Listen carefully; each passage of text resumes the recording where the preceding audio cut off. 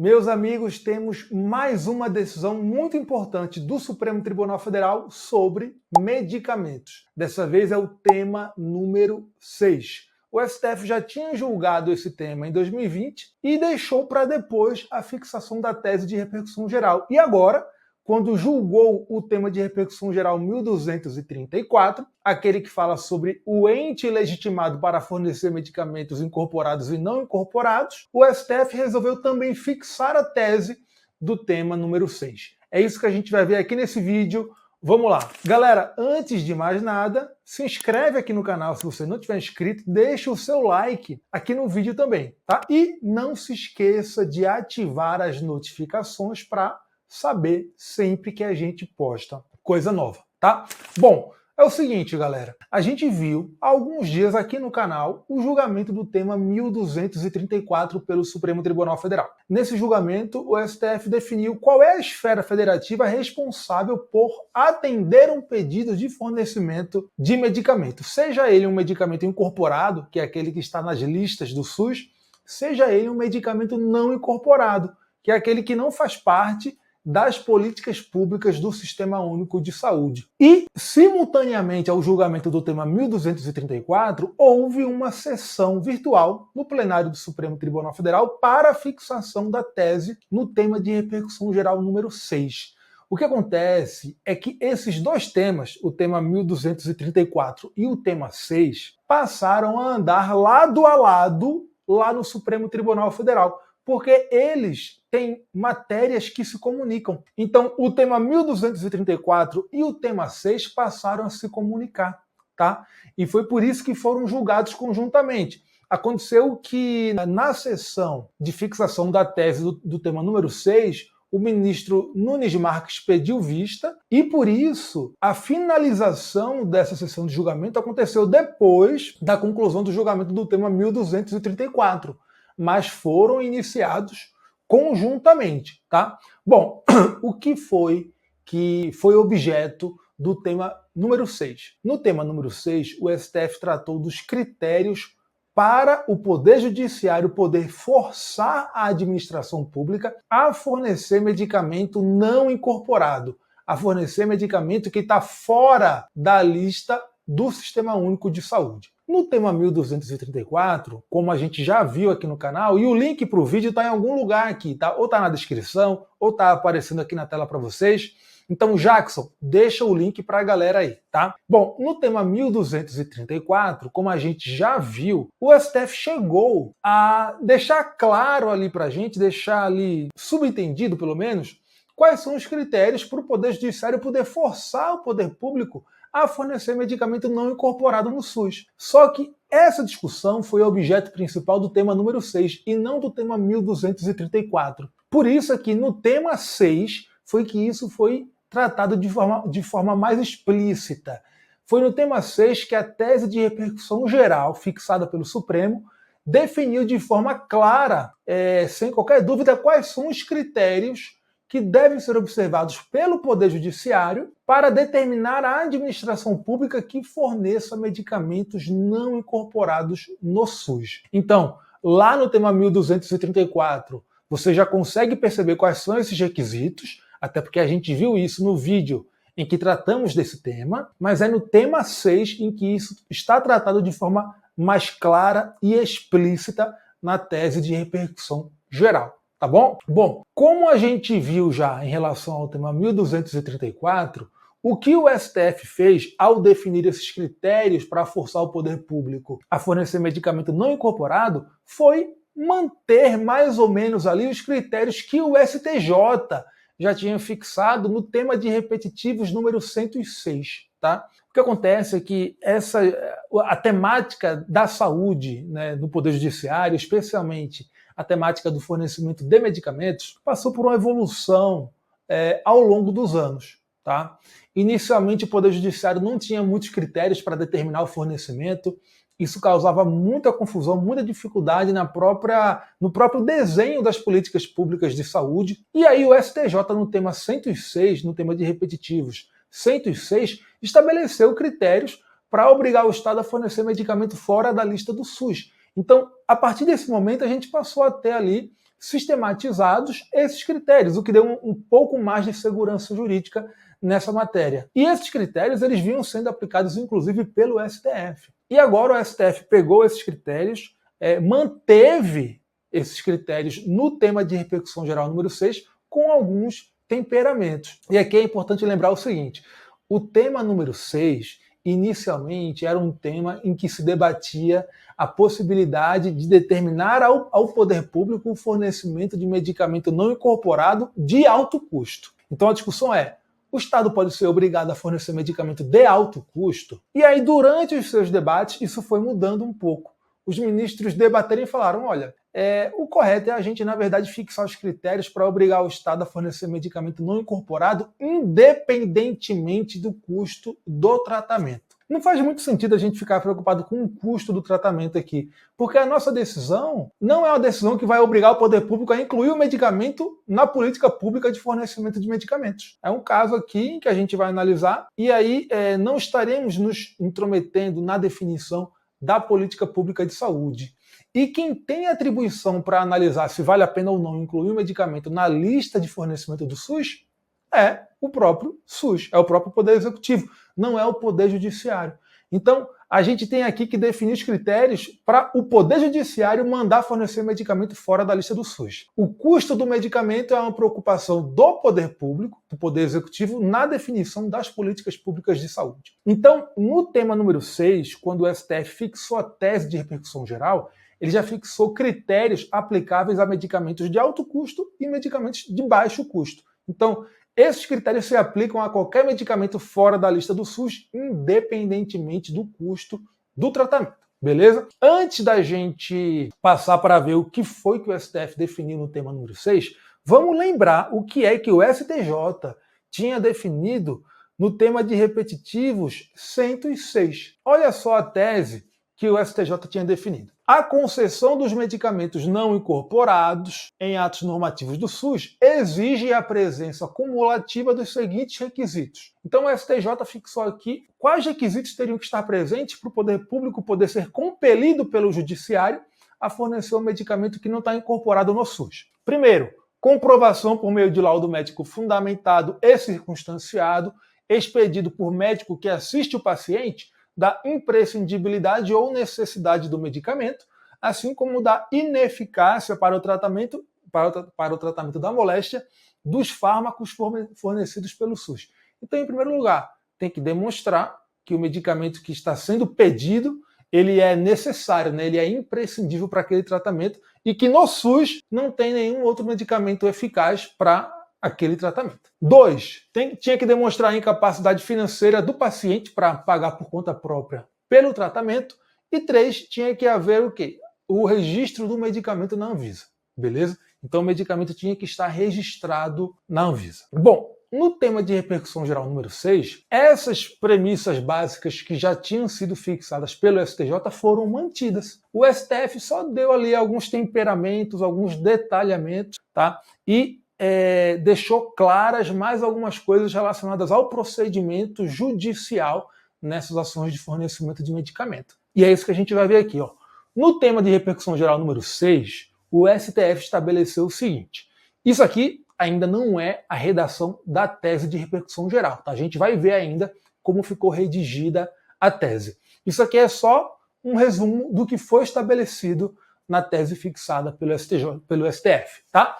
Bom, primeiro, em regra, o Estado não pode ser obrigado pelo Judiciário a fornecer um medicamento não incorporado. Então o STF já disse, olha, como regra, o Judiciário não vai atender pedido de fornecimento de medicamento que não está incluído nas políticas públicas do SUS. Agora, excepcionalmente, o Judiciário pode compelir o Executivo a fornecer esses medicamentos se estiverem presentes alguns requisitos cumulativos. E aí, o STF estabeleceu esses requisitos cumulativos. Primeiro deles, o medicamento deve estar registrado na Anvisa. O STJ já tinha falado isso. O STF está só na mesma linha de raciocínio. Segundo, deve ter havido um prévio pedido administrativo para obter aquele medicamento. Então, quem ajuiza a ação tem que comprovar ali, quando ajuiza a ação, que pediu aquele medicamento e que o pedido não foi atendido. Então, o autor da ação vai ter que comprovar também o quê? Que foi indeferido o pedido de fornecimento do medicamento ou foi indeferida a incorporação do medicamento à lista do SUS. Ou então o autor da ação tem que provar que nem mesmo existe em curso um procedimento de incorporação do medicamento. Então, ou o medicamento foi pedido e houve o indeferimento do fornecimento, ou houve o indeferimento da própria incorporação do medicamento, ou nem mesmo tem um procedimento de incorporação em curso. Isso nem mesmo está sendo analisado pelo Ministério da Saúde. Tá? Próximo requisito, deve ter havido alguma ilegalidade aí praticada pela administração. Então, ou o ato que negou o fornecimento tem alguma ilegalidade, ou o ato que negou a incorporação do medicamento tem alguma ilegalidade, ou até mesmo o procedimento de incorporação, se ele existir, tem alguma ilegalidade. Por exemplo, o procedimento de incorporação já excedeu o prazo legal para ser concluído. O prazo legal é de 180 dias, prorrogável por mais 90. Tá lá na lei do SUS, a lei 8080. Então, se houve um excesso de prazo, é uma ilegalidade no procedimento. Então, tem que ter havido alguma ilegalidade praticada pela administração, ou na negativa de fornecimento do remédio, ou na negativa de incorporação, ou no próprio procedimento de incorporação, se existir um procedimento de incorporação em curso. E o Poder Judiciário, quando receber a ação pedindo um medicamento, só vai analisar aspectos de legalidade, tá? Não vai entrar no mérito administrativo. Então imagina que o remédio foi negado por conta de algum motivo técnico. Se foi alguma razão técnica fundamentada, não tem ilegalidade aí. E os motivos técnicos são mérito administrativo. O judiciário não pode substituir o administrador na análise técnica do caso. Então o judiciário vai analisar a legalidade da postura da administração, nunca um mérito administrativo. Tá? Segundo, o autor da demanda ele deve comprovar o quê? A eficácia, a acurácia, a segurança e a efetividade do medicamento. Tá? Acurácia é tipo precisão. Aquele medicamento tem acurácia para tratar aquela moléstia, ele vai em cheio na moléstia. Tá? Então, o autor tem que apresentar alguma documentação, algum laudo, alguma justificativa que comprove que o remédio tem acurácia, tem eficácia, tem efetividade, que ele é seguro, ou seja, não vai causar danos à saúde da pessoa. Tá? O autor também tem que comprovar o quê? Que aquele medicamento é necessário para o tratamento e que não tem substituto terapêutico no SUS. Isso aqui também é algo que o STJ já exigia lá no tema de repetitivos, número 106. E o autor da demanda deve mostrar que ele não tem capacidade financeira para custear o tratamento, o que também é um requisito que já era exigido pelo STJ. Tá? Detalhe, tudo isso aqui, a presença desses requisitos tem que ser comprovada pelo autor da ação. Então, o ônus probatório, segundo o STF disse expressamente, é do autor da ação. Não pode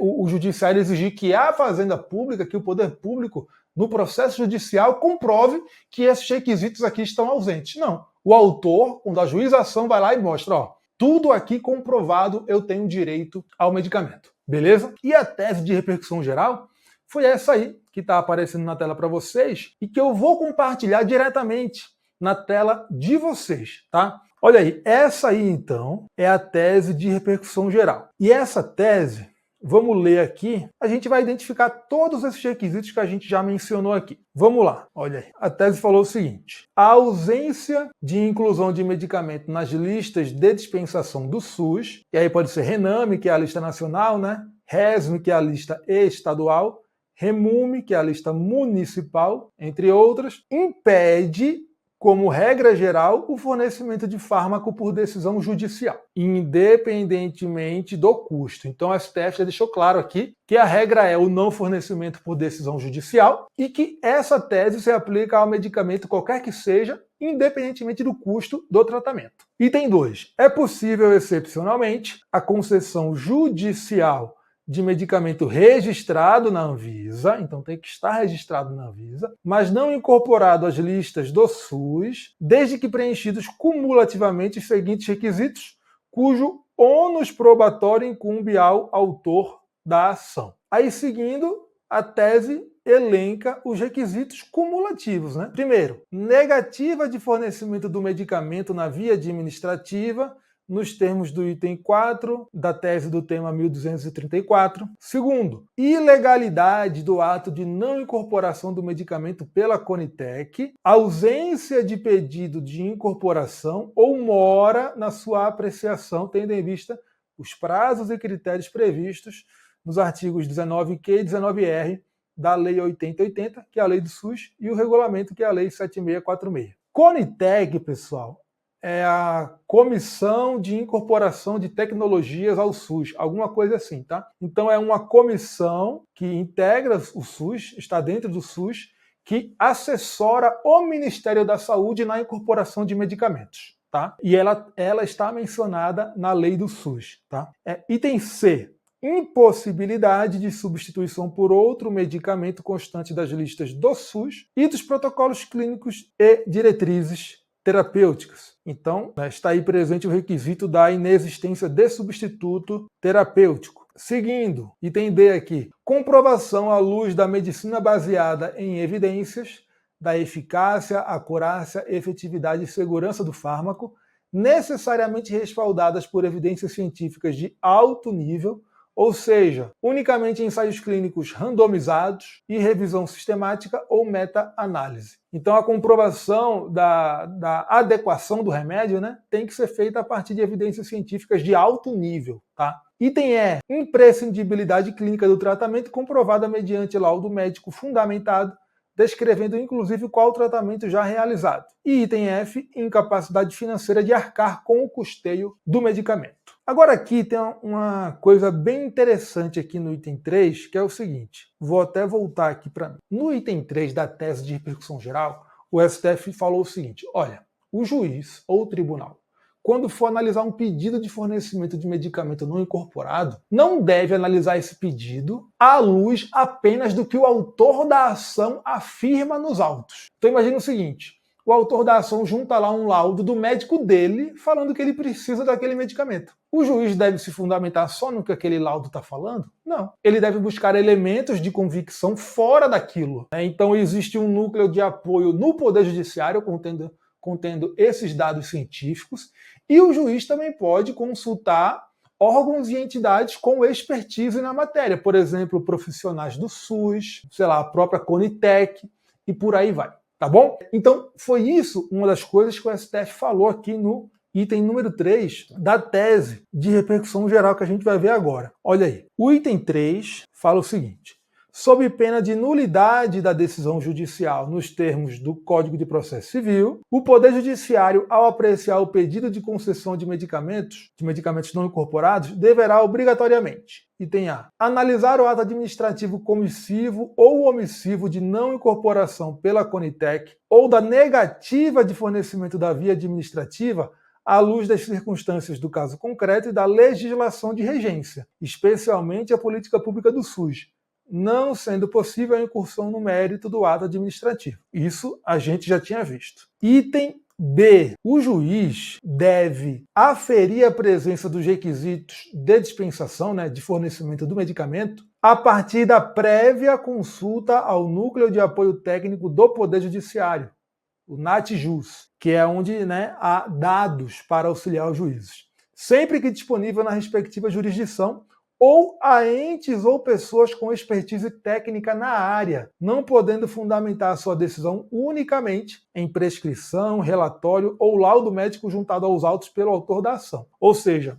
não acredite só no autor da ação, juiz. Você tem que buscar elementos para decidir fora dos autos também. C. No caso de deferimento judicial do fármaco, o juiz deve oficiar aos órgãos competentes para avaliarem a possibilidade da sua incorporação no âmbito do SUS. Isso é uma coisa bem interessante, pessoal, porque foi o seguinte, o STF disse, olha, a gente tem que aproveitar as ações de fornecimento de medicamento como um instrumento para aprimorar as próprias políticas públicas de fornecimento de remédios. Então, quando um juiz mandar fornecer um remédio que não está incorporado, ele tem que oficiar os órgãos, por exemplo, o Ministério da Saúde, para avaliar se não é caso de incorporar aquele medicamento. Por quê? Porque, ora, se o Poder Judiciário já está mandando fornecer aquele medicamento, será que tem sentido se opor à incorporação dele? Será que não vale mais a pena já incorporar de uma vez?